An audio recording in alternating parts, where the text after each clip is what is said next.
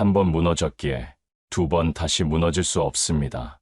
그날 총도 없이 산을 넘었던 그들이 있었기에 지금의 한국은 총알이 아니라 결심을 쌓아왔습니다. 우리는 그것을 탄약이라 불렀고 그들은 그것을 다시 무너지지 않기 위한 맹세라 불렀습니다. 그리고 저는 그 맹세의 깊이를 뒤늦게 알게 되었습니다. 오늘 그 이야기를 여러분께 들려드리려 합니다. 사연 시작 전 구독과 좋아요로 대한민국을 응원해주세요. 저는 프랑스 육군 병참 전략 자문관으로 복무하고 있습니다. 나토 유럽연합 병참 자문단 소속으로 계급은 중령입니다. 20년간 군복을 입고 살아온 직업군인으로서 유럽 각국의 병참 체계를 분석하고 평가하는 것이 제 주특기였습니다. 지난해부터 유럽 전체가 겪고 있는 탄약 부족 문제에 대응하기 위해 각국의 예비 탄약과 생산 체계, 전시 운용, 지속 가능성을 분석하는 회의가 수차례 진행되었습니다. 브뤼셀 나토 본부에서 열린 그 회의에서 어느 미군 장성이 말했습니다. 대한민국 확인해 볼 필요가 있습니다. 순간 저는 웃음을 참지 못했습니다. 솔직히 말씀드리자면 한국은 자주포를 수출하고는 있지만 전시에 미군이 빠진다면 버틸 수 없는 구조라고 생각하고 있었습니다. 그게 당시 나토 내부의 일반적인 평가였고 저 역시 그 평가에 동조하고 있었습니다. 병참력은 포장 가능하지만 실전은 포장할 수 없습니다. 그게 제 발언이었고 대부분의 유럽 자문관들도 동의했습니다. 회의실 안의 분위기는 명확했습니다. 우리는 한국을 단순한 무기 제조국 정도로만 파악하고 있었습니다. K9 자주포나 수리온 헬기 같은 장비들이 수출되고 있다는 건 알고 있었지만 그것이 실제 전장에서 어떤 의미를 갖는지에 대해서는 깊이 생각해 본 적이 없었습니다. 프랑스 육군 사관학교에서 배운 병참학 이론에 따르면 진정한 병참력은 세 가지 조건을 만족해야 합니다. 첫째, 충분한 생산 능력. 둘째, 안정적인 보급 체계. 셋째, 지속 가능한 운용 능력. 한국은 첫 번째는 만족하지만 나머지 두 조건에서는 의문부호가 붙었습니다. 특히 분단국가라는 특수한 상황이 저의 판단에 큰 영향을 미쳤습니다. 그런데 상황이 바뀌었습니다. 나토 병참본부장이 직접 나섰습니다. 실제로 가서 확인하십시오. 자주포만 팔고 끝나는 나라인지 전쟁을 준비한 나라인지. 그 순간 회의실의 공기가 달라졌습니다. 본부장의 표정이 진지했고 그의 눈빛에서 이것이 단순한 호기심이 아니라는 걸 느꼈습니다. 사실 그 말이 아니었다면 저는 절대 가지 않았을 겁니다. 그 정도로 저는 한국의 병참 능력을 과대 포장된 이미지로만 생각하고 있었습니다. 유럽에서 한국에 대한 군사적 평가는 양극단으로 나뉘어 있었습니다. 한쪽에서는 아시아의 무기 강국이라고 평가하고 다른 쪽에서는 미군 의존형 구조라고 단정했습니다. 저는 완전히 후자 쪽에 서 있었습니다. 특히 한국이 분단국가라는 점, 그리고 주한미군이 주둔하고 있다는 점이 제 판단에 결정적인 영향을 미쳤습니다. 독립적인 군사력이란 자체 완결적인 체계를 갖춰야 한다는 게 제 신념이었으니까요. 더욱이 한국의 지정학적 위치가 저의 의심을 더했습니다. 중국과 러시아, 일본에 둘러싸인 반도 국가가 어떻게 독자적인 병참 체계를 구축할 수 있단 말입니까? 바다를 건너야 하는 모든 물자, 제한된 영토, 그리고 분단으로 인한 전력 분산. 이 모든 조건들이 한국에게 불리하게 작용할 수밖에 없다고 봤습니다. 게다가 북한과의 군사분계선이 수도 서울에서 불과 50km 떨어져 있지 않습니까? 이런 조건에서 대규모 병참 체계를 구축한다는 것은 전략적으로 무모해 보였습니다. 한국전쟁 당시의 기록들을 검토해봐도 마찬가지였습니다. 1950년 6월 25일 개전 당시 한국군의 준비 상태는 참담했습니다. 탱크도 없고 제대로 된 대전차 무기도 없었으며 심지어 탄약조차 부족했습니다. 3일 만에 서울이 함락되고 한 달 만에 낙동강까지 밀려났습니다. 만약 유엔군, 특히 미군의 개입이 없었다면 한국은 완전히 점령당했을 것입니다. 그런 나라가 70년 만에 갑자기 세계적인 병참 강국이 되었다. 저에게는 도저히 믿기 어려운 변화였습니다. 무엇보다 결정적이었던 것은 나토 정보부서의 평가였습니다. 한국의 병참 체계는 미군과의 연합작전을 전제로 설계되어 있어 독자적 운용 시에는 심각한 한계를 보일 것이라는 분석이 공식 문서에 명시되어 있었습니다. 이 평가는 한국군의 지휘 통제 체계, 정보 수집 능력, 전술교리 모든 면에서 미군 의존성을 지적하고 있었습니다. 그리고 저는 한국행 티켓을 받았습니다. 파리 샤를 드골 공항에서 인천국제공항까지 12시간의 비행시간 동안 저는 계속 생각했습니다. 확인만 하고 돌아오면 그만이다. 그게 그때 제 마음이었습니다. 지금 돌이켜보면 그 항공권 한 장이 제 군사적 세계관 전체를 흔들 준비를 하고 있었던 것이었습니다. 출발 전날 밤, 저는 동료들에게 농담조로 말했습니다. 일주일 만에 돌아와서 한국 무기의 실체를 알려드리겠습니다. 하지만 그 일주일은 제 인생에서 가장 충격적인 시간이 되었습니다. 무엇보다 제가 무시했던 그 나라에서 전쟁을 바라보는 완전히 다른 철학을 마주하게 될 줄은 꿈에도 몰랐습니다. 한국이 단순히 무기를 만드는 나라가 아니라 기억을 무기로 만드는 나라라는 사실을 깨닫게 될 줄은 더더욱 몰랐습니다. 한국으로 출국하기 전 저는 한국 국방 자료를 철저히 검토했습니다. 군인으로서 정보 없이 현장에 가는 것은 있을 수 없는 일이었기 때문입니다. 파리 국방부 지하 자료실에서 3일 동안 한국 관련 모든 문서를 뒤졌습니다. 수치만 보면 놀라웠습니다. 155mm 포탄 연간 20만 발 이상, 총 비축량은 600만 발을 넘는다는 추정이 있었습니다. K9 자주포 생산량도 연간 100대를 넘어서고 있었고 각종 유도무기 생산 능력도 상당한 수준이었습니다. 하지만 나토 공식 보고서에는 지속 전투 가능 일수, 일주일이라는 분석이 함께 붙어 있었습니다. 이 괴리를 저는 도저히 이해할 수 없었습니다. 군사적으로 비축량만으로는 의미가 없습니다. 전시에 그것을 어떻게 운용할 수 있느냐가 진짜 전투력을 결정하니까요. 그래서 저는 단순하게 결론지었습니다. 한국은 일단 많이 만들어서 수출하지만 정작 자기 병력 운용에 쓰기엔 병참 체계가 부실한 나라다. 프랑스 육군에서 20년간 복무하면서 저는 수많은 나라의 병참 시스템을 분석해왔습니다. 독일의 정밀한 계획성, 영국의 효율적인 해상 수송, 이탈리아의 유연한 적응력, 스페인의 산악지대 보급 전술. 각 나라마다 고유한 특성이 있었지만 한 가지 공통점이 있었습니다. 모두 지속 가능한 전쟁을 전제로 설계되어 있다는 점이었습니다. 이것이 서구 군사 전략의 기본 철학입니다. 현대전의 기본 원칙은 장기전입니다. 제1차 대전이 4년, 제2차 대전이 6년, 베트남 전쟁이 20년, 아프가니스탄 전쟁도 20년 계속되었습니다. 우크라이나 전쟁도 지금까지 2년 넘게 지속되고 있지 않습니까? 그런 관점에서 볼 때 한국의 일주일 설정은 완전히 비현실적으로 느껴졌습니다. 전쟁이 일주일 만에 끝난다? 그건 전쟁이 아니라 군사작전 수준이었습니다.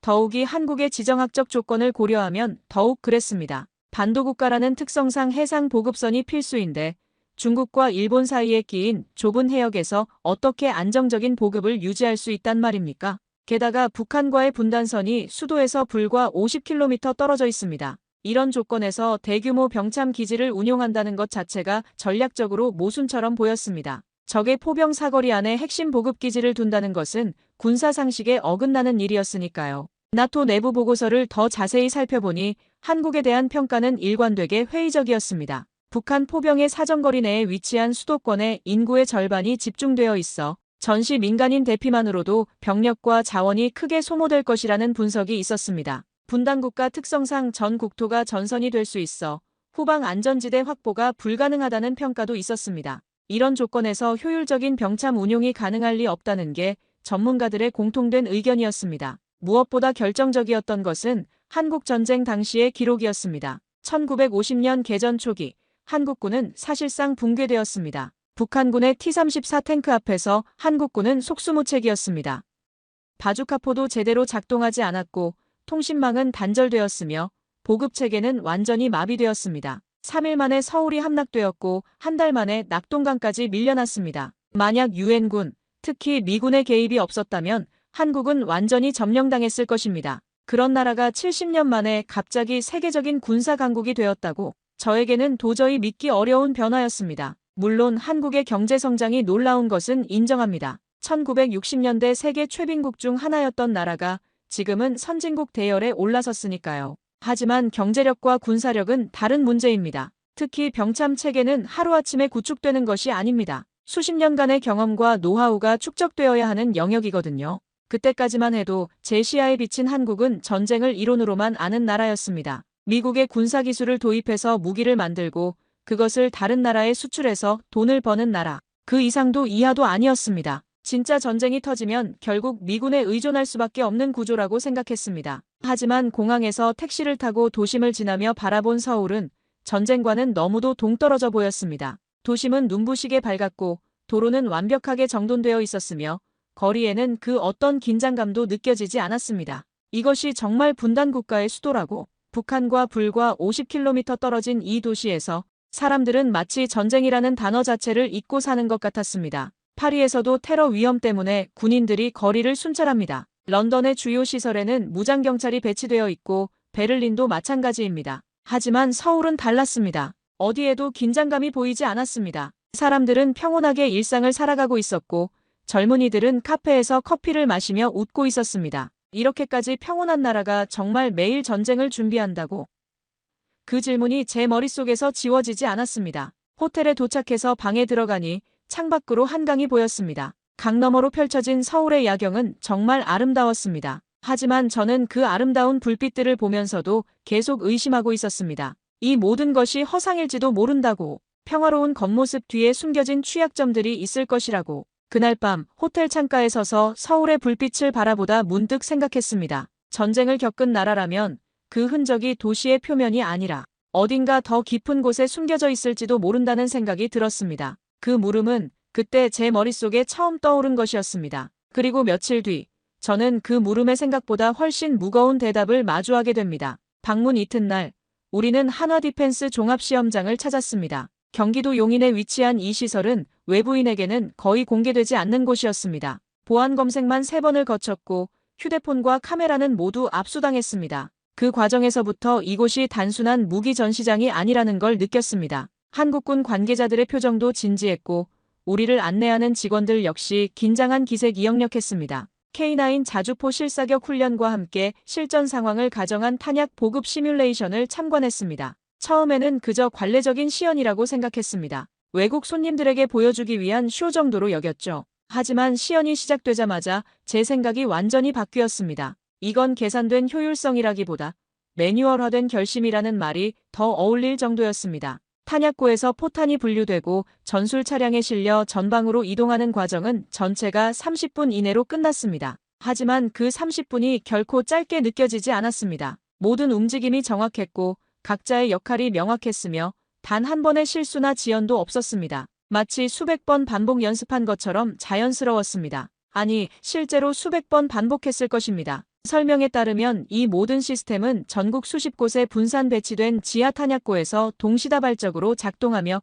각 탄약고는 파편 격실 구조와 독립 전력망까지 갖춘 자체 생존형 구조로 설계되어 있다고 했습니다. 한 곳이 파괴되어도 다른 곳에서 즉시 보완할 수 있는 분산형 네트워크였습니다. 이는 나토의 중앙집중식 보급체계와는 완전히 다른 접근법이었습니다. 더욱 놀라운 것은 자동화 수준이었습니다. 포탄의 종류별 분류부터 운반 차량 배정, 경로 선택까지 모든 것이 컴퓨터 시스템으로 관리되고 있었습니다. 하지만 그 시스템 뒤에 있는 사람들의 숙련도가 더욱 인상적이었습니다. 기계가 고장나면 즉시 수동으로 전환할 수 있었고 예상치 못한 상황에도 순식간에 대응했습니다. 기술과 인력이 완벽하게 조화를 이루고 있었습니다. 한국군 관계자는 덧붙였습니다. 우리는 전쟁이 터지면 바로 쓰기 위한 준비를 매일 반복합니다. 보관하는 게 아니라 싸우기 위해 싸는 겁니다. 그 말을 듣는 순간 저는 기묘한 감정을 느꼈습니다. 그건 유럽이 가진 효율성의 언어가 아니었습니다. 그건 상실을 겪은 자들만이 가질 수 있는 일종의 무언의 절박함이었습니다.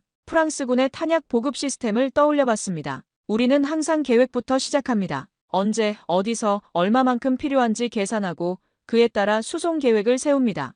효율적이지만 시간이 오래 걸립니다. 하지만 한국은 달랐습니다. 그들은 항상 지금 당장 쓸 수 있는 상태로 모든 것을 준비해두고 있었습니다. 계획을 세울 시간조차 없다는 전제하에 시스템이 설계되어 있었습니다. 평시에도 이런 식으로 훈련하시나요?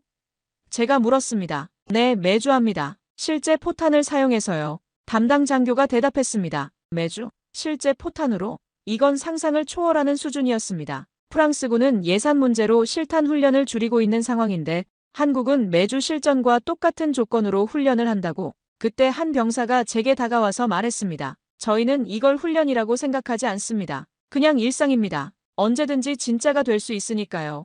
20대 초반으로 보이는 그 병사의 말에서 저는 묘한 무게감을 느꼈습니다. 그의 표정에는 긴장감도 없었고 자랑하려는 기색도 없었습니다. 정말로 일상적인 일을 설명하는 것 같았습니다. 저는 속으로 생각했습니다. 이건 기술이 아니다. 이건 기억이다. 그 기억이 어떤 것인지 저는 아직 다 이해하지 못했지만 그 뿌리가 평범하지 않다는 걸 그 순간 분명히 느꼈습니다. 단순히 무기를 효율적으로 운용하는 시스템이 아니라 무언가 더 깊은 동기에 의해 움직이는 시스템이었습니다. 시연이 끝난 후 우리는 지하 탄약고 내부를 둘러볼 기회를 얻었습니다. 두터운 콘크리트 벽으로 둘러싸인 그 공간은 마치 거대한 요새 같았습니다. 각 격실마다 다른 종류의 탄약이 저장되어 있었고 온도와 습도가 정밀하게 관리되고 있었습니다. 하지만 무엇보다 인상적이었던 것은 그 규모였습니다. 한 개 시설만으로도 소규모 국가의 전체 보유량에 맞먹는 양이었습니다. 이런 시설이 전국에 몇 개나 있습니까? 제가 물었습니다. 보안상 정확한 숫자는 말씀드릴 수 없지만 충분히 많습니다. 안내관이 대답했습니다. 그 순간 저는 깨달았습니다. 한국의 병참 체계는 제가 생각했던 것보다 훨씬 더 체계적이고 포괄적이라는 것을. 이건 단순히 무기를 저장하는 창고가 아니라 전쟁 자체를 준비하는 거대한 시스템이었습니다. 나가는 길에 저는 다시 한번 그 병사를 만났습니다. 힘들지 않나요? 이렇게 매일 긴장 상태를 유지하는 게. 제가 물었습니다. 그는 잠시 생각하더니 대답했습니다. 힘들다기보다는 당연한 것 같아요. 그 말이 제 가슴을 깊숙이 파고들었습니다. 이 젊은 병사에게 전쟁은 과거의 기록이 아니라 살아있는 기억이었습니다. 그날 저는 한국의 병참 시스템이 단순한 군사기술이 아니라는 걸 처음으로 이해하기 시작했습니다. 그것은 기억의 반복이었고 되풀이하지 않기 위한 의식이었으며 한 세대가 다음 세대에게 넘겨주는 맹세였습니다. 한국 시스템을 본 이후 저는 그제야 유럽 각국의 병참 시스템을 다시 떠올릴 수밖에 없었습니다. 20년간 나토에서 근무하면서 자랑스럽게 여겼던 우리의 체계가 갑자기 초라해 보이기 시작했습니다. 프랑스는 탄약 생산 기지의 절반이 1980년대 설비에 머물러 있고 독일은 전방까지 보급되는데 평균 3시간 이상이 소요됩니다. 심지어 어떤 병력은 전시 시 탄약을 직접 차량으로 싣고 와야 합니다. 이탈리아의 경우는 더욱 심각했습니다. 알프스 산맥의 험준한 지형 때문에 주요 탄약고들이 북부에 집중되어 있는데 남부 지역까지 보급하려면 최소 6시간이 걸립니다. 스페인은 아예 자체 탄약 생산 능력이 부족해서 대부분을 수입에 의존하고 있었습니다. 영국은 브렉시트 이후 유럽 대륙과의 협력 체계가 흔들리면서 독자적인 보급망 구축에 어려움을 겪고 있었습니다. 그런데 한국은 지하 격실에서 10분 내 출고, 30분 내 전방 도착 후 1시간 내 전개라는 교범 같은 시스템을 현실로 구현해내고 있었습니다. 처음에는 과장된 것 아닌가 싶었지만 실제로 보니 과장이 아니었습니다. 오히려 실제 상황에서는 더 빠를 수도 있다는 인상을 받았습니다. 모든 과정이 자동화되어 있으면서도 인력의 숙련도가 극도로 높았기 때문입니다. 그 차이는 단순히 기술이나 인프라에서 나오는 게 아니었습니다. 저는 그것이 절실함의 차이에서 비롯된다고 느끼기 시작했습니다. 아무리 기술이 앞서 있어도 전쟁이 단 한 번도 자기 땅에 떨어진 적 없는 나라들은 병참을 효율로 계산합니다. 얼마나 적은 비용으로 최대 효과를 낼 것인가가 핵심 기준이었습니다. 프랑스 육군의 병참 매뉴얼을 떠올려봤습니다. 우리는 항상 비용 효과부터 따집니다.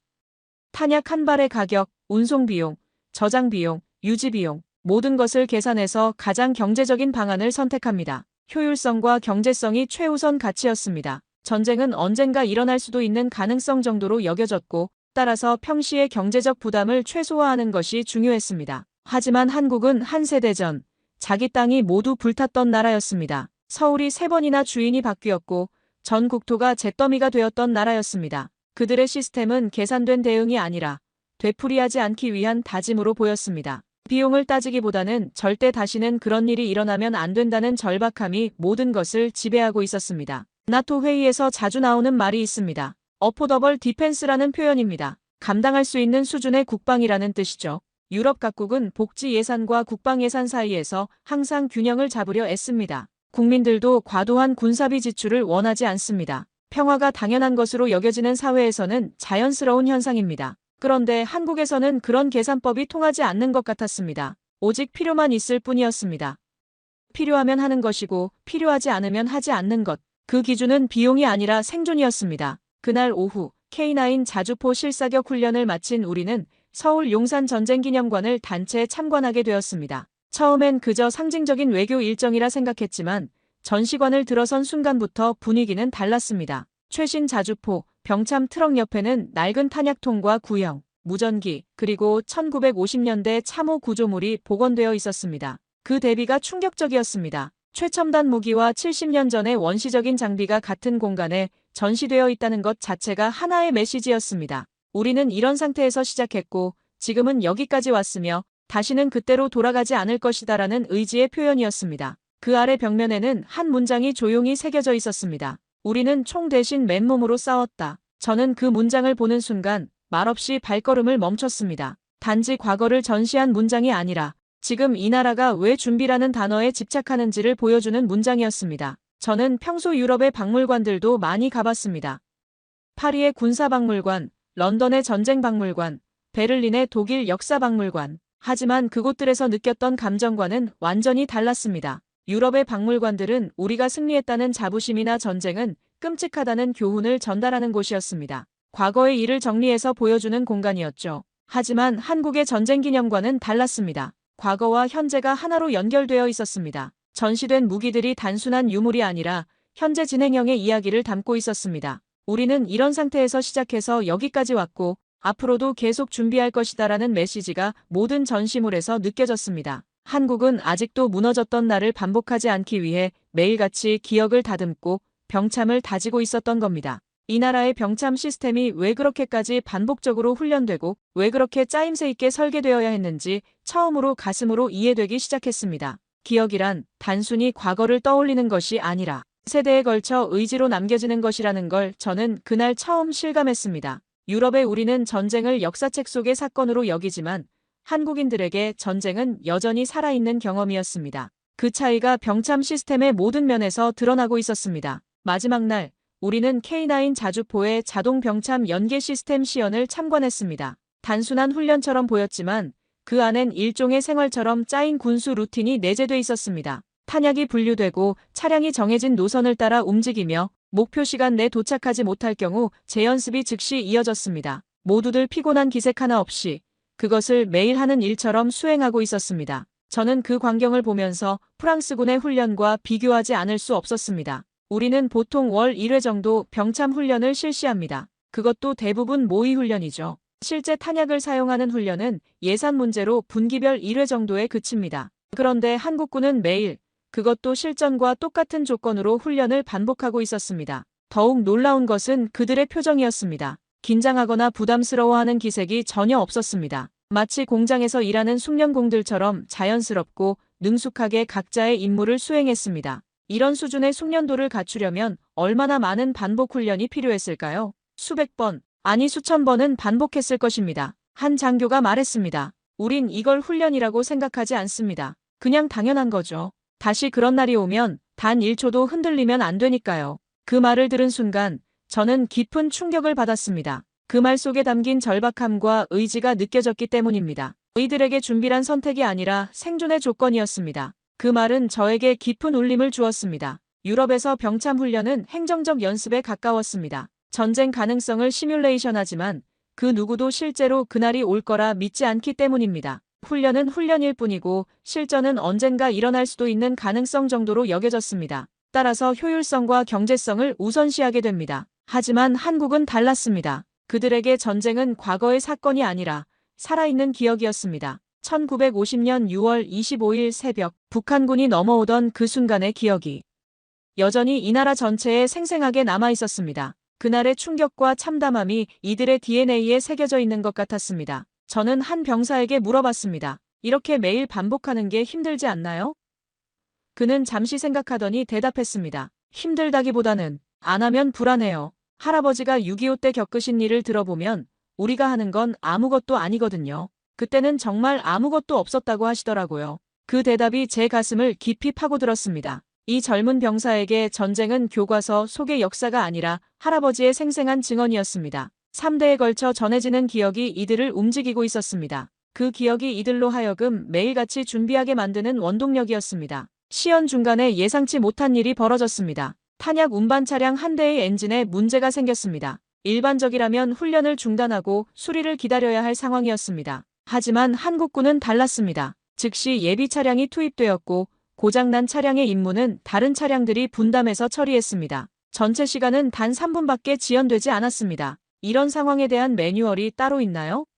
제가 물었습니다. 매뉴얼이라기보다는 그냥 당연히 해야 할 일이죠. 실전에서는 이런 일이 더 자주 일어날 테니까요. 담당 장교가 대답했습니다. 그들은 완벽한 조건에서의 훈련이 아니라 모든 것이 잘못될 수 있다는 전제하에 훈련하고 있었습니다. 이때 저는 깨달았습니다. 한국군의 훈련 철학이 유럽과 근본적으로 다르다는 것을. 우리는 성공 시나리오를 가정하고 훈련합니다. 모든 것이 계획대로 진행될 때를 기준으로 삼죠. 하지만 한국군은 실패 시나리오를 가정하고 훈련합니다. 모든 것이 잘못될 수 있다는 전제하에 대비책을 마련해둡니다. 그 순간 이 시스템은 단지 기술이 아니라는 걸 이해했습니다. 이건 기억의 반복, 되풀이하지 않기 위한 의식, 그리고 한 세대의 맹세였습니다. 70년 전 아무것도 없이 싸워야 했던 그 기억이 지금도 이들을 움직이고 있었습니다. 다시는 그런 상황이 되지 않겠다는 집단적 의지가 모든 시스템에 녹아 있었습니다. 저는 그제야 깨닫기 시작했습니다. 이 나라는 전쟁을 두려워해서 준비하는 게 아니라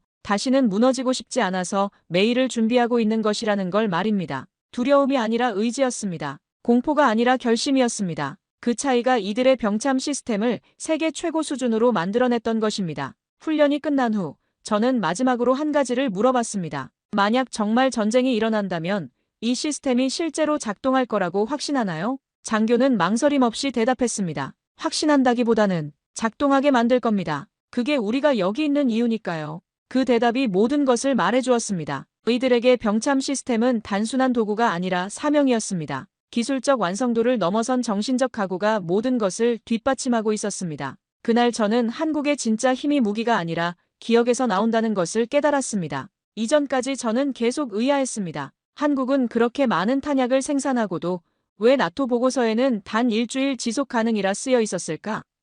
수치적으로는 3개월을 버틸 수 있을 양인데도 말입니다. 이 모순된 평가가 계속 제 머릿속에서 맴돌았습니다. 분명 어딘가에 우리가 놓치고 있는 부분이 있을 것이라고 생각했습니다. 그 궁금증은 한국군 작전기획 담당자의 말로 해소됐습니다. 맞습니다. 전쟁이 나면 우리는 단 일주일 안에 모든 걸 쏟아부을 전략입니다. 그게 우리가 설정한 전장의 시나리오고 실전은 그 안에서 끝내야 합니다. 그 말을 들은 순간 제 머릿속에서 수많은 퍼즐이 맞춰지기 시작했습니다. 일주일분이라는 말은 부족이 아니라 결심이었습니다. 나토의 전략 개념과는 완전히 다른 접근법이었습니다. 우리는 항상 지속 가능한 전쟁을 전제로 합니다. 몇 달, 몇 년에 걸친 장기전을 대비해서 자원을 배분하고 계획을 세웁니다. 하지만 한국은 정반대였습니다. 그들은 버티는 전략이 아니라 쏟아붓고 끝내는 전략을 택한 것이었습니다. 이는 완전히 다른 철학이었습니다. 왜 일주일인가요? 제가 물었습니다. 담당자는 잠시 침묵하더니 신중하게 대답했습니다. 우리의 지정학적 조건을 생각해 보십시오. 반도 국가이고 수도가 분단선에서 50km 떨어져 있습니다. 장기전을 할 여건이 안 됩니다. 그래서 단기간에 압도적인 화력으로 결정적 타격을 가하는 것이 유일한 승리 방법입니다. 그 설명을 듣고 나니 모든 것이 이해되기 시작했습니다. 한국의 지정학적 조건은 장기전에 불리할 수밖에 없습니다. 영토가 좁고 전략적 중심이 부족하며 민간인 대피도 제한적입니다. 이런 조건에서는 전쟁을 길게 끌면 끌수록 불리해집니다. 따라서 초기에 모든 것을 쏟아부어서 단숨에 끝내는 것이 유일한 생존 전략인 셈이었습니다. 그러고 보니 한국의 병참 체계는 단기 집중 운용에 최적화돼 있었습니다. 지하 탄약고, 전술 차량, 전방 배치까지 모든 흐름이 속도와 동시다발적 압축, 운용을 전제로 설계되어 있었던 것입니다. 장기전을 위한 효율성보다는 단기전을 위한 폭발력에 모든 것을 집중한 시스템이었습니다. 제가 본 K9 자주포의 연사속도도 그런 맥락에서 이해할 수 있었습니다. 분당 8발이라는 연사속도는 세계 최고 수준이지만 포신 수명을 단축시킵니다. 장기전을 염두에 둔다면 비효율적인 선택이죠. 하지만 일주일 안에 끝낸다는 전제에서는 최선의 선택이었습니다. 포신이 망가지기 전에 전쟁을 끝내겠다는 의지의 표현이었습니다. 그때 한 장교가 조용히 말했습니다. 1950년 우리는 준비가 안 되어 있었습니다. 총도 없고 통신도 없었죠. 하지만 지금은 다릅니다. 다시는 그런 날이 오면 안 되니까요. 그 말에서 저는 일주일이 단순한 수치가 아니라 역사와 감정이 깃든 전략적 선언이라는 걸 깨달았습니다. 한국전쟁 초기에 참담한 기억이 이들의 전략 수립에 결정적 영향을 미쳤다는 것을 알 수 있었습니다. 1950년 6월 25일 새벽 북한군의 기습 공격 앞에서 한국군은 사실상 무력했습니다. 준비되지 않은 군대의 비참한 결말을 몸소 경험한 나라였습니다. 그 기억이 지금의 압도적 준비라는 전략으로 이어진 것입니다. 만약 일주일 안에 끝나지 않으면 어떻게 하나요? 제가 물었습니다. 그런 일은 없을 겁니다. 장교가 단호하게 대답했습니다. 우리는 그렇게 되도록 모든 것을 준비했습니다. 일주일 안에 결정적 타격을 가할 만큼의 화력을 보유하고 있고 그것을 운용할 체계도 갖췄습니다. 그 자신감이 허세가 아니라는 것을 저는 지난 며칠 동안의 참관을 통해 확인할 수 있었습니다. 실제로 한국의 화력 집중 능력은 상상을 초월하는 수준이었습니다. 전국에 분산된 탄약고에서 동시에 포탄이 공급되고 수백 대의 K9 자주포가 일제히 화력을 쏟아부을 수 있는 시스템이 구축되어 있었습니다. 더욱 중요한 것은 그들의 정신적 준비 상태였습니다. 모든 군인들이 일주일 안에 끝낸다는 목표를 명확히 공유하고 있었고 그에 맞는 임무 수행 능력을 갖추고 있었습니다. 이는 단순한 기술적 준비를 넘어선 정신적 각오의 차원이었습니다. 저는 그때 깨달았습니다. 한국의 일주일 전략은 제한된 조건에서 나온 최적해라는 것을, 지정학적 한계를 받아들이되 그 한계 내에서 최대한의 효과를 내는 전략이었습니다. 약점을 감추려 하지 않고 오히려 그 약점을 극복할 수 있는 방법을 찾아낸 것입니다. 그 순간 저는 나토의 평가가 얼마나 피상적이었는지 깨달았습니다. 우리는 일주일이라는 숫자만 보고 한계라고 판단했지만 실제로는 그것이 한국만의 독창적인 전략이었던 것입니다. 숫자 뒤에 숨겨진 철학과 의지를 제대로 파악하지 못했던 것입니다. 한국의 일주일은 부족함의 표현이 아니라 결심의 표현이었습니다. 다시는 무력하게 당하지 않겠다는 의지, 단 일주일 만에 모든 것을 결정짓겠다는 각오가 담긴 전략적 선언이었습니다. 그 깊이를 이해하는 순간 저는 한국 군사력의 진정한 의미를 깨닫게 되었습니다. 한국에서의 마지막 날, 현지군 관계자와 방산기업의 안내로 특별히 제한된 지역에 위치한 지하병기고 분산시설 참관이 허가되었습니다. 보안상 모든 구역이 공개되진 않았지만 우리는 병기고 일부 내부에 직접 들어갈 수 있었습니다. 이런 기회는 외국 군사 전문가에게도 극히 드물게 주어지는 것이라고 했습니다. 출입 과정만도 3단계 보안 검색을 거쳤고 모든 전자기기는 철저히 차단되었습니다. 첫 느낌은 묘한 정적이었습니다.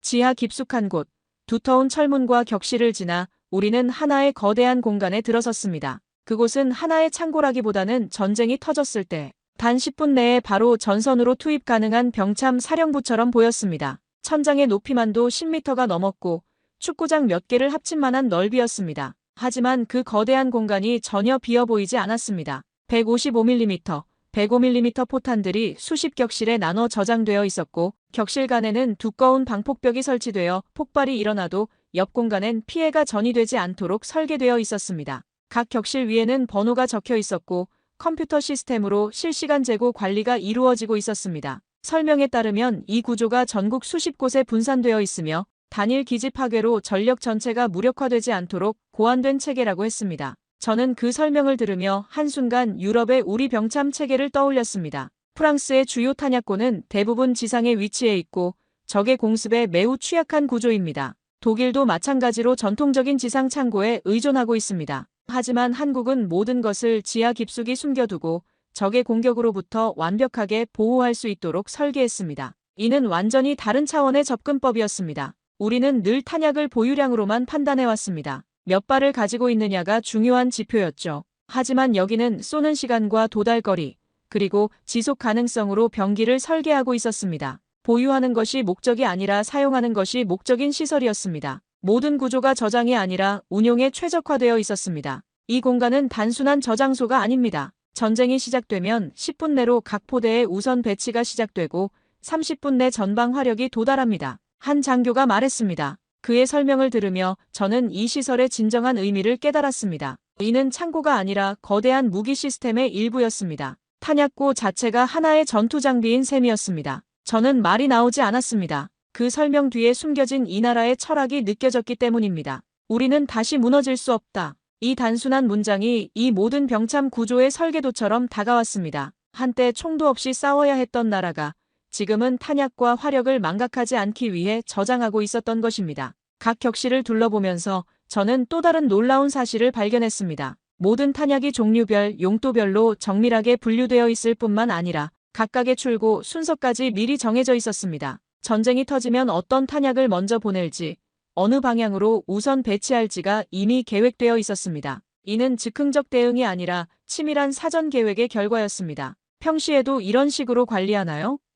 제가 물었습니다. 네, 매일 점검하고 재배치합니다. 상황이 바뀌면 계획도 바뀌어야 하니까요. 담당자가 대답했습니다. 매일? 이 거대한 시설을 매일 점검하고 재배치한다고? 이는 상상을 초월하는 수준의 관리였습니다. 유럽에서는 월 1회 정도 하는 일을 한국에서는 매일 하고 있었습니다. 그때 저는 깨달았습니다. 이 시설이 단순한 저장 공간이 아니라 살아있는 유기체 같다는 것을. 매일 변화하고 매일 준비하며 매일 최적화되고 있는 시스템이었습니다. 정적인 창고가 아니라 동적인 전투 체계였습니다. 이런 접근법은 나토에서는 본 적이 없는 것이었습니다. 더욱 인상적이었던 것은 이 모든 시스템이 완전 자동화되어 있으면서도 수동 운용이 가능하다는 점이었습니다. 컴퓨터 시스템이 마비되어도 인력만으로 모든 작업을 수행할 수 있도록 설계되어 있었습니다. 기술에 의존하되 기술에 종속되지 않는 시스템이었습니다. 이는 실전 경험에서 나온 지혜였습니다. 그날 저는 병기가 기술이 아니라 기억일 수도 있다는 걸 처음으로 받아들이게 되었습니다. 이 거대한 지하시설은 단순히 탄약을 보관하는 곳이 아니라 한국인들의 집단 기억을 보관하는 곳이었습니다. 1950년의 무력함을 잊지 않겠다는 의지, 다시는 준비되지 않은 상태로 전쟁을 맞지 않겠다는 다짐이 콘크리트와 강철로 구현된 공간이었습니다. 나가는 길에 저는 안내하던 장교에게 마지막 질문을 했습니다. 이 모든 준비가 정말 필요하다고 생각하시나요?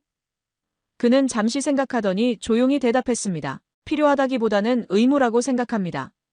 우리가 여기 있는 이유이기도 하고요. 그 말이 이 거대한 지하 공간의 모든 의미를 압축해서 보여주었습니다. 선택이 아니라 의무, 기술이 아니라 사명이었습니다. 서울 인천공항의 활주로가 창밖 아래로 멀어졌습니다. 어느새 비행기는 구름 위를 지나고 있었고 작아진 한반도의 윤곽이 창문 끝 너머로 흐릿하게 보였습니다. 하지만 제 머릿속은 여전히 몇 시간 전 지하병기고의 차가운 공기와 10분 배치, 30분 도달이라는 말로 가득 차 있었습니다.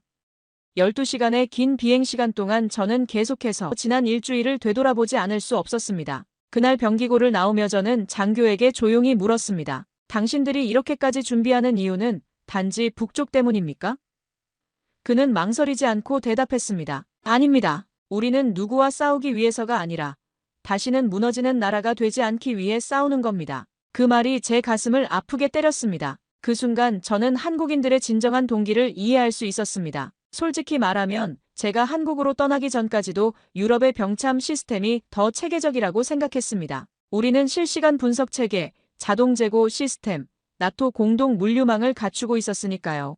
200년 넘는 현대 군사학의 전통과 두 차례 세계대전을 치른 경험이 축적된 시스템이었습니다. 한국 같은 신생 군사국가가 따라올 수 없는 노하우라고 자부했습니다. 하지만 한국에서 마주한 그 모든 시설, 그 모든 얼굴들, 그 속엔 단지 효율이나 기술이 아닌 절대 다시 빼앗기지 않겠다는 기억이 박혀 있었습니다. 유럽의 체계적 접근법과는 차원이 다른 절박함이 모든 시스템에 스며들어 있었습니다. 우리는 전쟁을 가능성으로 보지만 그들은 전쟁을 현실로 보고 있었습니다. 비행기 안에서 저는 조용히 메모장을 꺼냈습니다. 며칠 전 전쟁기념관에서 봤던 그 문장을 적어놓고 싶었습니다. 우리는 총 대신 맨몸으로 싸웠다. 그 문장은 그곳에만 새겨진 것이 아니었습니다. 훈련장에서, 참호 보건물에서, 지하의 방폭벽 너머에서조차 그들의 병참 시스템은 마치 하나의 약속처럼 그렇게 반복되고 있었던 것입니다. 파리로 돌아가는 길에 저는 계속 생각했습니다. 과연 프랑스군이 한국군과 같은 상황에 처한다면 어떨까?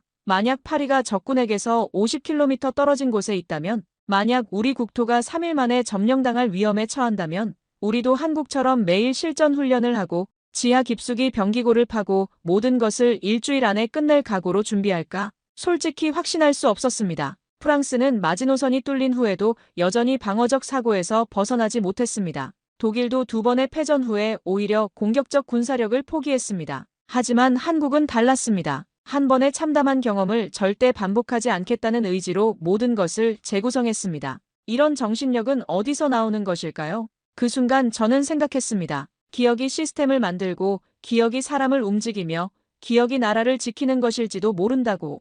한국의 병참 체계는 단순한 군사기술이 아니라 집단 기억의 물리적 구현이었습니다. 1950년 6월 25일의 기억이 2024년의 K9 자주포로 변환된 것이었습니다. 비행기 안에서 저는 나토 보고서를 다시 꺼내 읽어봤습니다. 한국군 지속전투 가능 일수 7일이라는 문구가 이제는 완전히 다르게 읽혔습니다. 이것은 한계가 아니라 전략이었습니다. 부족함이 아니라 선택이었습니다. 7일 안에 모든 것을 결정짓겠다는 의지의 표현이었습니다. 창밖으로 보이는 구름들을 바라보며 저는 깨달았습니다. 한국이 세계에 수출하는 것은 단순한 무기가 아니라는 것을. K9 자주포, 천무 다연장 로켓, 각종 유도 무기들. 이 모든 것들 속에는 다시는 무너지지 않겠다는 철학이 담겨 있었습니다. 기술을 사는 나라들은 그 철학까지 함께 사게 되는 것입니다. 오랜만에 저는 말없이 메모장을 덮었습니다. 그리고 느꼈습니다. 한국은 분명 전쟁을 겪은 나라였습니다. 그리고 지금은 그 기억으로 평화를 지키는 나라였습니다.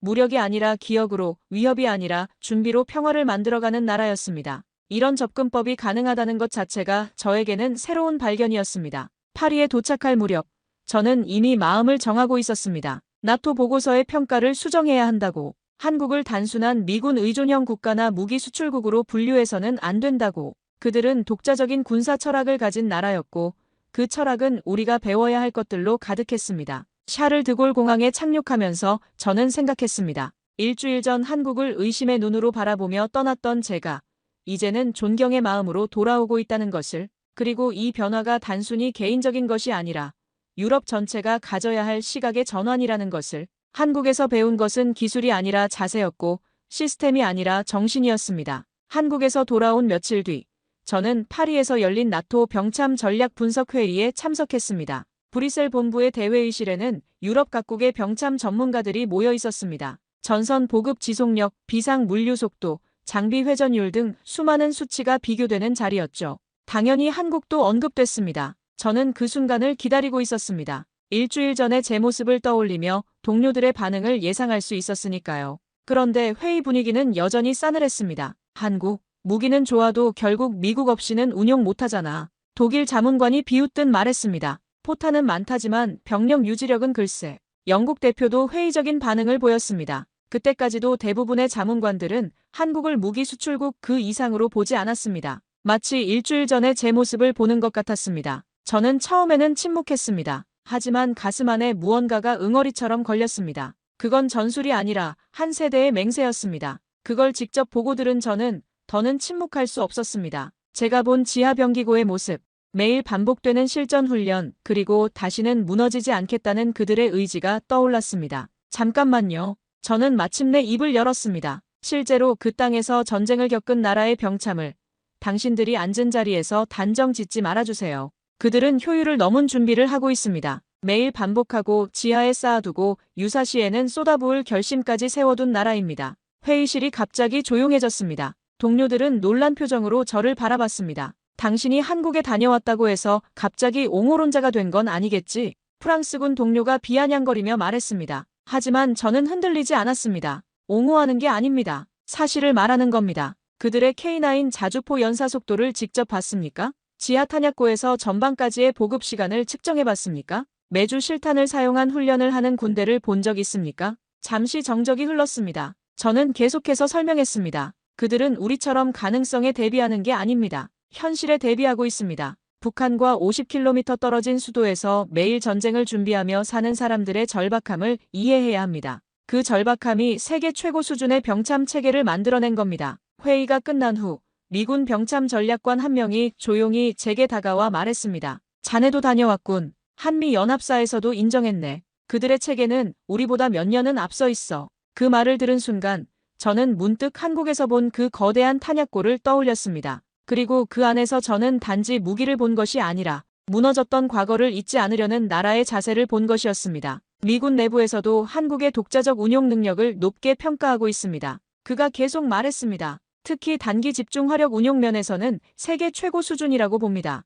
연합작전에서도 이제는 한국이 주도적 역할을 하는 경우가 많아졌어요. 이는 나토 공식 보고서와는 완전히 다른 평가였습니다. 그날 저녁, 저는 혼자 파리 시내를 걸으며 생각했습니다. 왜 우리는 한국을 제대로 평가하지 못했을까? 아마도 우리의 고정관념 때문이었을 것입니다. 분단국가, 미군 주둔, 아시아의 신생 군사국가, 이런 선입견들이 한국의 진정한 능력을 가리고 있었던 것입니다. 하지만 더 근본적인 이유가 있었습니다. 우리는 전쟁을 과거의 경험으로만 이해하고 있었습니다. 70년 전의 제2차 대전, 20년 전의 아프가니스탄, 모두 지나간 일로 여겼습니다. 하지만 한국에게 전쟁은 여전히 현재의 위협이었습니다. 이런 시간 감각의 차이가 준비 수준의 차이를 만들어냈던 것입니다. 며칠 후 저는 상급자에게 정식 보고서를 제출했습니다. 한국군 병참 능력 재평가 필요라는 제목으로 지난 일주일간의 경험을 상세히 기록했습니다. 특히 7일 지속 전투 가능이라는 기존 평가가 잘못되었음을 강조했습니다. 이는 한계가 아니라 전략이며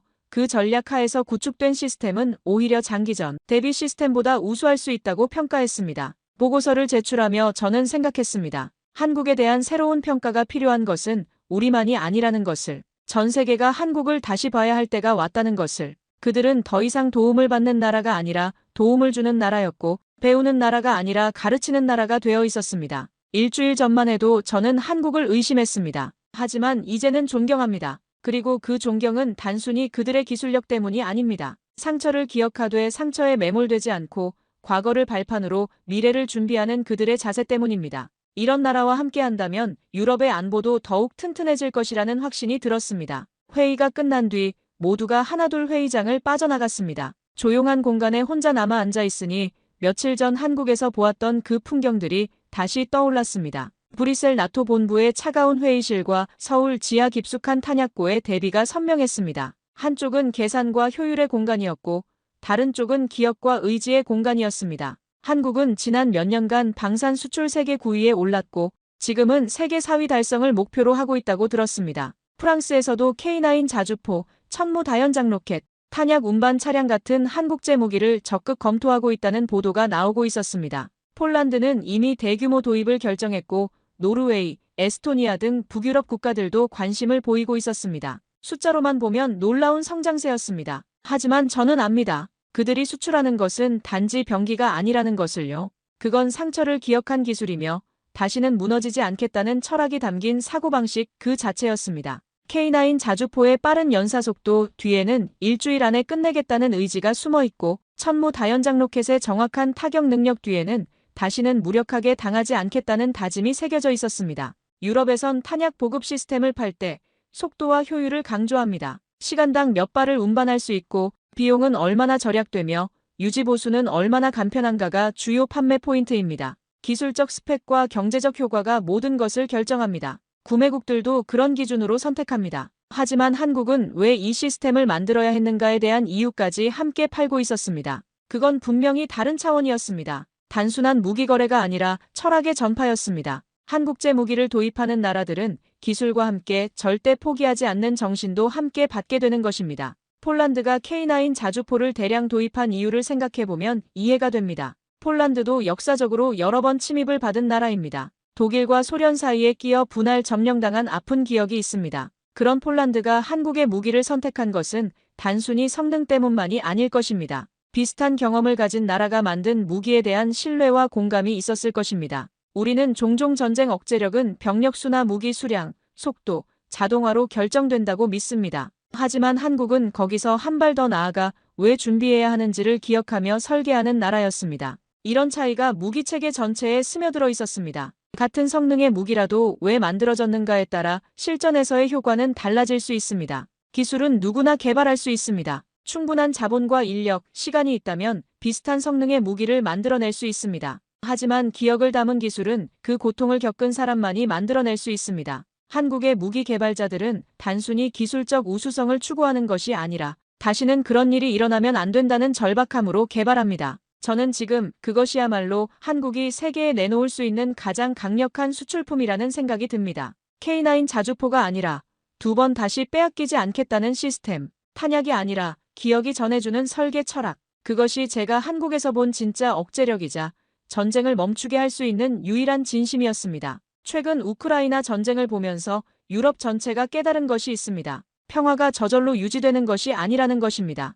지속적인 준비와 의지가 있어야 평화를 지킬 수 있다는 것입니다. 이런 깨달음의 순간에 한국의 경험과 철학은 더욱 값진 의미를 갖습니다. 무기를 파는 것이 아니라 의지를 파는 나라, 기술을 전하는 것이 아니라 정신을 전하는 나라였습니다. 이런 관점에서 보면 한국의 방산 수출은 단순한 경제 활동을 넘어선 평화 전파 활동이라고 할 수 있습니다. 며칠 후 저는 최종 보고서를 완성했습니다. 한국은 방산 수출국이 아니라 평화 수출국이라는 결론으로 끝맺었습니다. 그들이 파는 것은 무기가 아니라 평화를 지키는 방법이었습니다. 전쟁을 준비함으로써 전쟁을 막는 역설적 지혜였습니다. 이런 나라와의 협력을 확대해야 한다는 것이 제 최종 건의사항이었습니다. 지금도 저는 가끔 그때를 떠올립니다. 한국행 항공권을 받으며 확인만 하고 돌아오면 그만이라고 생각했던 그 순간을. 하지만 그 일주일은 제 인생관을 바꿔놓았습니다. 진정한 군인이란 무엇인지, 진정한 평화란 무엇인지를 배웠습니다. 그리고 그 배움은 지금도 계속되고 있습니다. 한국이 70년 동안 분단 상황에서도 평화를 유지해온 비결이 무엇인지 이제 이해할 수 있습니다. 그것은 강력한 무기 때문만이 아니었습니다. 다시는 무너지지 않겠다는 집단적 의지, 매일같이 반복되는 준비, 그리고 과거를 잊지 않는 기억력이 진짜 평화의 토대였습니다. 다시는 무너지지 않겠다는 사고방식을 수출하는 나라. 그게 제가 본 대한민국이었습니다. 오늘 사연에 대한 여러분의 생각을 댓글로 남겨주세요. 감동뭉클에서는 여러분의 소중한 마음을 모아 사연 주인공들에게 전해드리고 있습니다. 여러분 주변에 감동적이거나 재미있는 실제 사연들을 제보받고 있으니 언제든 저희 공식 메일로 제보해주세요. 오늘 들려드린 사연에 공감하셨다면 구독과 좋아요 눌러주시고 주변 분들과도 공유해주세요. 여러분의 작은 관심과 응원이 더욱 좋은 콘텐츠를 만드는 데 큰 힘이 됩니다. 오늘도 여러분의 하루의 작은 즐거움이라도 되었기를 바라며 지금까지 감동뭉클이었습니다. 끝까지 시청해주셔서 감사합니다. 다음에 더 감동적인 사연으로 찾아뵙겠습니다.